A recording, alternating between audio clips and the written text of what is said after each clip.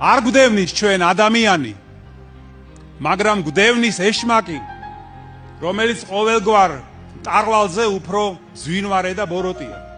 ჩვენი ბრძოლა სისხლის და ხორცის წინააღმდეგ კი არ არის, არამედ ცის ქვეშეთის ბოროტ სულთა წინააღმდეგ. და ეს ისეთი ომია, ძვირფასო ძმებო და დებო, სადაც არ არის ჩვენთვის არც შერიგება, არც ზავი, არამედ მუდმივი ბრძოლა.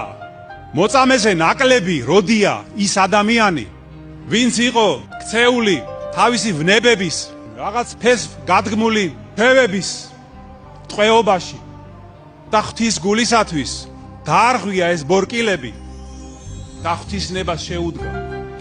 აი ეს უმძიმესი საქმეა.